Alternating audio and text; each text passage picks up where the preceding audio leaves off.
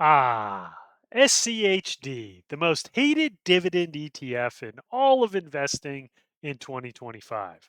According to nearly every article, YouTube video, or investing website, you risk falling short again or are missing out on wealth accumulation by holding this fund in your portfolio. To find out if I'm an SCHD zealot who is missing out, hit that subscribe button and join me today right here in the red zone.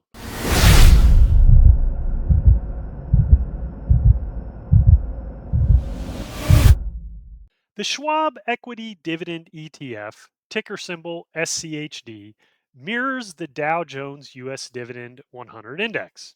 It selects its holdings and determines their weightings based on dividend quality, which Schwab defines using cash flow to total debt, return on equity, dividend yield, and 5-year dividend growth rate.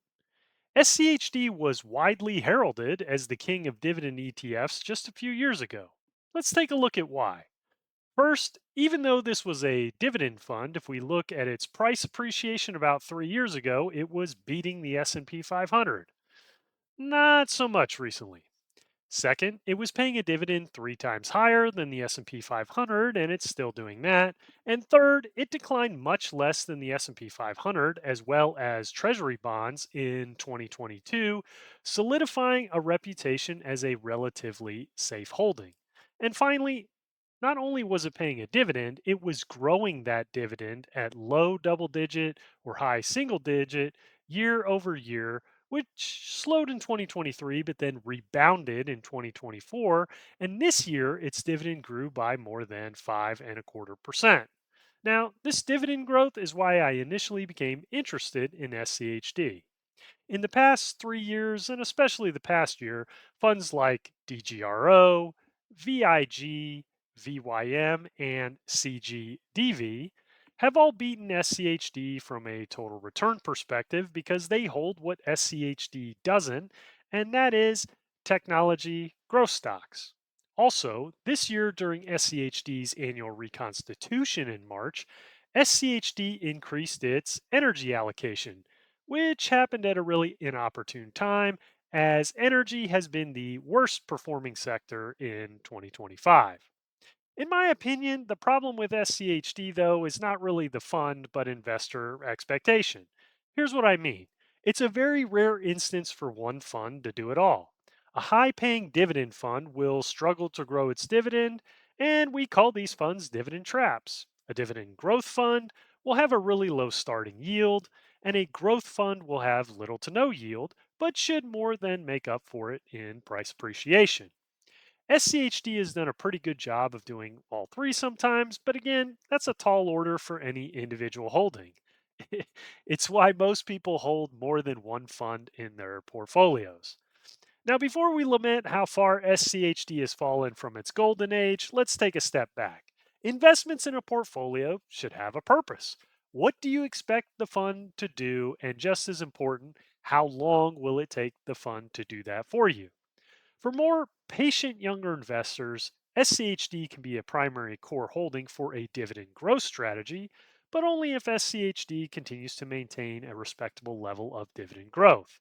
In fact, for younger investors with long runways, if your primary investing strategy is not dividend growth, or a more balanced approach where SCHD plays only a complementary role, then SCHD is probably not the right fund for you. Red zone investors like me, who are about 5 to 10 years from retirement, can benefit from an initial yield that can grow to a yield on cost equivalent of some of the riskier covered call funds or leveraged closed end funds. But we really don't have the time to wait for the S&P 500 as a whole to pay what we project we'll need in only 10 years. And finally, SCHD can be great for conservative retirees who have a large stockpile of assets already and want to minimize their risks in equities. So, what do I need SCH to do, and how does it fit into my strategy? My primary purpose for investing, like the majority of you watching, is to generate income for retirement. I seek to accomplish this by investing in assets that will pay me and only having to sell some of those assets for income in maybe the second half of retirement. The resources in terms of portfolio composition that will deliver this strategy includes a one-fifth allocation of the overall portfolio to SCHD. This portion is held in a retirement account for tax efficiency, with some dividends planned to be turned on or not reinvested any longer at age 60 as part of a bridge to Social Security claiming age. Both now and once the payouts start, those dividends need to grow at least the pace of inflation. What don't I need SCHD to do? First, I don't need it to appreciate in price. As I mentioned, I only need the dividend amount to increase. Now, it would be awesome if all the companies simply continued to pass on any profits not reinvested back in their businesses in the form of dividends, but I'm sure many executives will continue to pad their own salaries through stock buybacks, but that's just part of the modern investing landscape. Second, I don't need SCHD to add super low yielders like technology stocks that might be rapidly growing their dividend, but I don't really need SCHD to add that to the fund.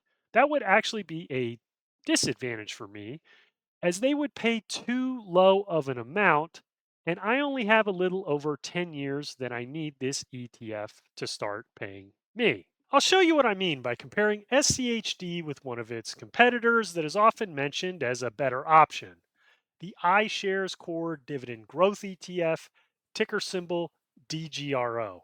If we use the last 5 years as a proxy for DGRO's next 10, meaning that they will be exactly the same, where DGRO will continue to outperform SCHD from a total return perspective, and we simultaneously cap SCHD's dividend growth slightly lower than even this year at 5%. I'm intentionally being conservative here and trying to give DGRO every opportunity to win. Here is what the end of 10 years looks like. SCHD pays out double from an initial investment of $10,000. Hopefully, that example illustrated why SCHD is doing what I needed to do for my portfolio. But those of you watching are obviously not me. So let's say you're a younger investor or maybe even a red zone investor, but you don't project to need to collect any dividends from your portfolio, say for 20 years from now. Let's do another comparison this time with SCHD against the Capital Group Dividend Value ETF, ticker symbol CGDV, to see what might happen 20 years from now. Here we assume the same general pieces previously, and we're going to use a 11.84% dividend CAGR for DGRO. Again, I'm trying to give every benefit of the doubt to these superior ETFs by being conservatives with SCHD's history while using the best history or the last 5 years of their competitor. Here we see over 20 years that this time I've successfully stacked the deck enough where CGDV barely beats SCHD from a dividend payout perspective. Now, it's obviously far superior from a total valuation perspective, but if the size of the unrealized gain is your goal, then if it were me, I wouldn't really be interested in any of these ETFs. Just keep it simple and go with VU. I ran both of these scenarios using Market Beats Dividend Growth Calculator with the link in the description below so that you can model out your own scenarios. Now, SCHD is not currently paying what I will ultimately need it to, but I'm reinvesting all of my dividends to keep building it to that point.